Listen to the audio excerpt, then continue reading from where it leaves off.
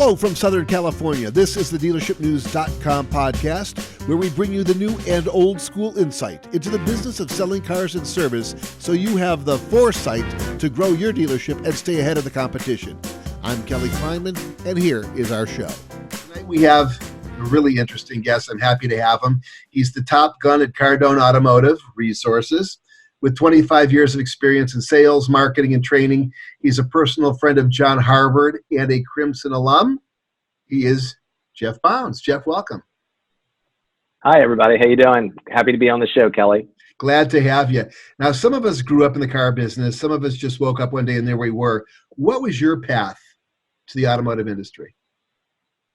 Yeah, it's actually interesting because, I think very similar to everybody else that's out there listening to this podcast, no one ever starts off with the intention of getting in the automotive business. It always kind of happens, by happenstance. So my initial path was I was a very talented baseball player, all the way through high school into college, and had aspirations of playing professional ball.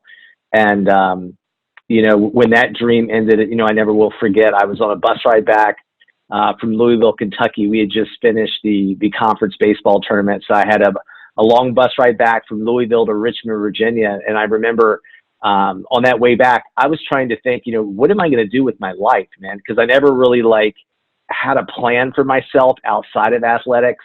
So I kind of had to figure it out on my own, right? So, got back home, moved in with my parents for a week, and literally to the week, my dad came home one day from work and he said, "Hey, if you think you're going to lay around all summer and not do anything, you got another thing coming, you need to go out and find a job," right? Yeah. So the advice that I was getting from my parents, was be a police officer, work at the post office, get into retail, work for the government, get a salary. And I don't know, even at a young age, man, it's I knew there was more for me. It's I wanted to have the opportunity to make something for myself. And I think that kind of came from my athletic background. So I was thumbing through the help wanted section, and I see this ad, make $100,000 as an automotive sales professional. And I mean, when you're a 21-year-old kid, you see that oh my God, man, this is awesome. I got to check it out. So picked up the phone, made the call, and started in the business in 1993. And, like anything else, you start to get good at it. It's hard to get away from it. Starting out in the industry, what's the one thing you wish you had known when you began your career? I know that hindsight is foresight, that happens too late, but what was your one main wish? Well, it's interesting because, back then you didn't have all the resources that you had today. So you just kind of had to learn trial by fire, right? And I guess the one thing that I wish that I had then than I had now is just the access to information and the resources that are out there, that if somebody, if you get hooked up with the right mentor, and I was really lucky because, the first mentor that I really resonated with was, obviously Grant Cardone, who I now represent his automotive division. It's kind of surreal to think about it. But, back then it was CDs, DVDs, this and that. If I had everything that's available today, with these learning management systems, these training tracks and coaching and everything else, I mean, man, that really would have accelerated my path. And I think that's one of the things that it was really hard on people, man, because car business is rough. I mean, I remember when I started, I got a phone, a 3x5 card box with, index cards on it, and a phone book, and it says, let's get after it, start making calls, start cold calling people. And there was no training. It just threw me out to the wolves, man. So I almost quit, the business because I was awful at it. So you just had to figure out, and at that time went to the Borders bookstore and started picking up some books and tried to figure it out on my own, man. But, hell, if I could do it over again and know what I knew today, I mean, I think all of us, if we could look back and have the knowledge that we have now, I mean, be a totally different ballgame. Sure. You mentioned Grant Cardone, but who are the three people that have been most influential to you, and why? I ask this because almost every trainer or motivational coach that I've ever met was impacted by someone who did the same thing before them. Who are your three? Yeah, so my first mentor was actually this guy named Eric, and I worked with Eric for a short time, and he was big into personal development, and he gave me my first copy of Think and Grow Rich. So that was the first time that, and I was never into reading books. That's the first book I ever read. So it set the baseline for me to get me interested. So he was my first mentor, just, getting me into the whole, lifelong learning track. But the first guy that really changed my life was Zig Ziglar.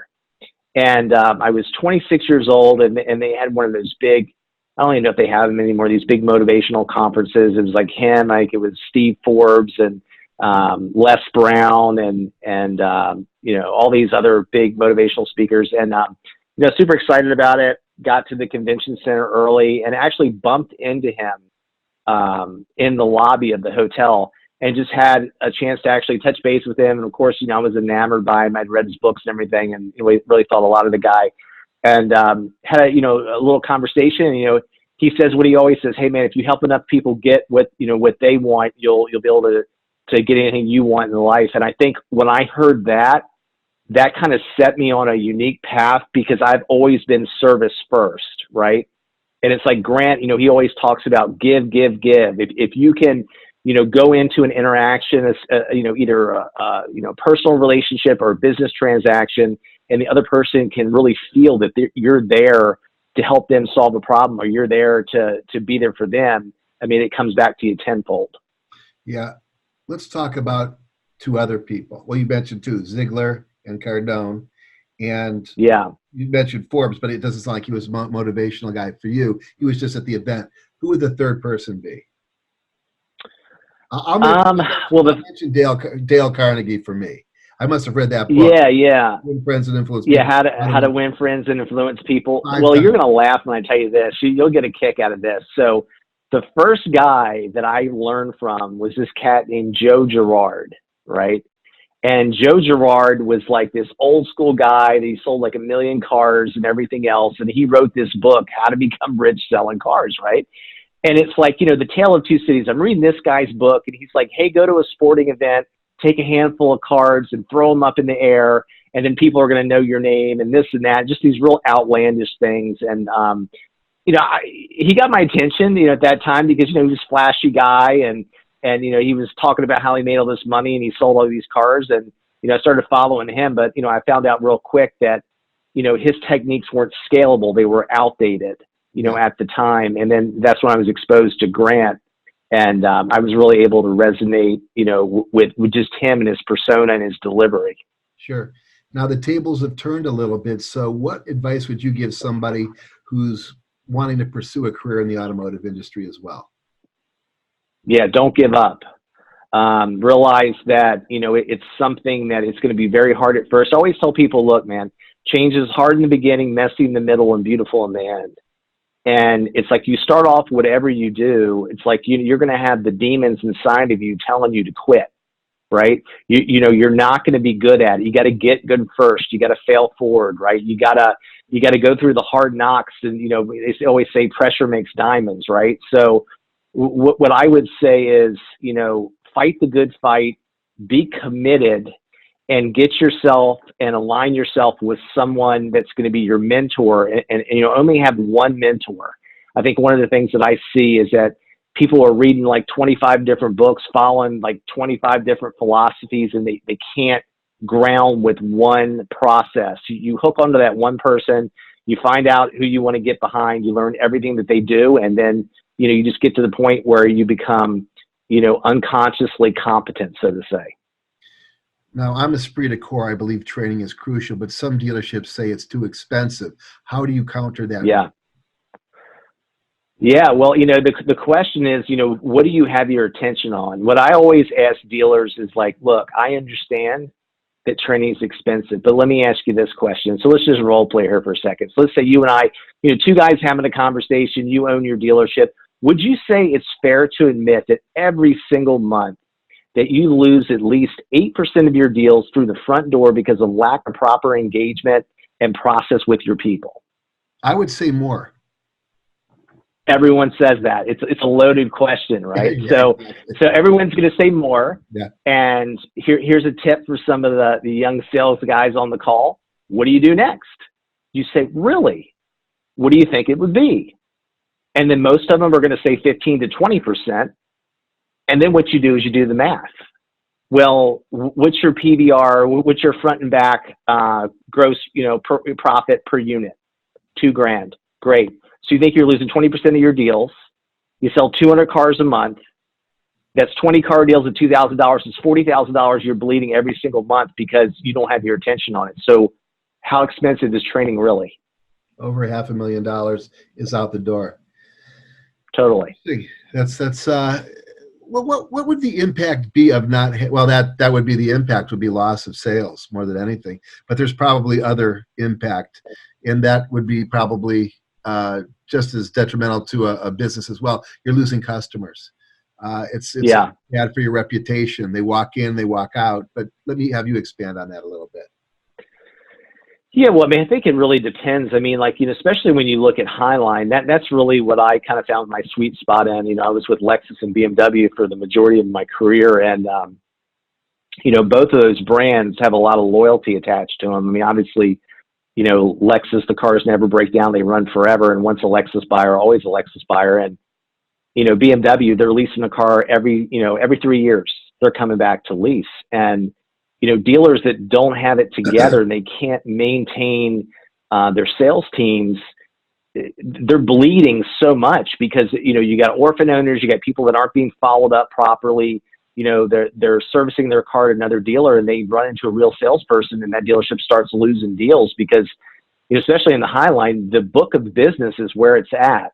It never ceases to amaze me when I see a guy that's been in the business for 5 years or longer, and they can't predict how many units they're going to sell that month. It just blows my mind because you have that book of business. You can predict almost to the car deal how many you're going to sell just off of repeat and referral before you even take a fresh up or internet lead. But it's just rampant. Now I worked for the Penske Group for 7 years, and it's a tight knit ship. Good process. And, everybody that I was with, when I was with BMW, we were together for, 6 years. And, we made a lot of money. We had a lot of repeat deals, and I probably sold 6 or 7 cars to, one single family. So, and going back to the previous question that you asked, what would I tell somebody that's new in the business is, find out what brand you want to associate yourself with and find out who you want to represent because you can't hop. I know guys that work at like 20 different dealerships and it's like, you got to find your home. You got to make it your own. You got to go through the blood, sweat, and the tears and create the foundation and the base. And then everything after that's gravy. Now again, I mean, the business gets more and more challenging every single year, but it's only as challenging as you make it by, the steps that you skip and not setting up a foundation of a solid client base. Yeah. It's easier to sell something that you believe in than something you don't. And I would totally be fairly. And to elaborate on that, it's like, old school, man, they were always like, hey, drive what you sell. Right. And it's like, you got to be drinking the Kool-Aid, man. I mean, it's like, if you drive a Lexus and the guy's like, hey, what do you drive? Yeah, you can BS them. They say, yeah, I'm driving this. I mean, there was a time in my life where whatever they wanted to buy, I owned it, right? Just because, I had to like get creative with it, right? Because people are looking for guidance to make a decision, right? You come in a Lexus dealer, the guy comes in looking at an ES, who really wants the GS, but, the ES is what he thought about budget-wise, but how do people make decisions? They make it on emotion. They justify it with logic. And if you sell it, right, you'll get that guy to bump, $60, $80, $100 a month because he's so emotionally attached to it. And that's the guy at the end. He's like, man, I didn't plan on buying a car today. Right. You know what? But reputation is so important too. If they like the people that they're dealing with, when you walk in, you mentioned somebody walks into a dealership, they walk out, you lose 20% of your business. That's not a good reputation. That's not going to build your reputation. I've had that experience. Yeah. I walked into a Toyota here in Thousand Oaks, and I walked right out because they ignored me. That was, Yeah. great. I didn't write a bad review, but I'll never walk in there again. Where can people connect Yeah. with you online, Jeff? And we're gonna get back into some more stuff in a little bit more detail right now. This was just to sort of meet Jeff Bounds and get familiar with you and what you guys are doing over there. Where can they contact you? And you've got a big event. I'd like you to plug it right here and now. Yeah, sure. I appreciate that. So people can contact me at jeff@grantcardone.com. Pretty simple. Also Jeff Bounds on LinkedIn, and Jeff Bounds on Facebook, and Jeff Bounds on Instagram. So covered all the bases there. A big LinkedIn user, and obviously Facebook. Now the event that we're having is coming up December 17th and 18th. It's our inaugural 10X Automotive Academy. So Grant has never had his own automotive event. And one of the first things that I ever wanted to roll out when I came on board here is I was like, hey man, you got to have your own event, man. You got to get people, we have a beautiful complex down here in Miami, and Grant had built a 200-seat auditorium where we're going to be doing these trainings monthly.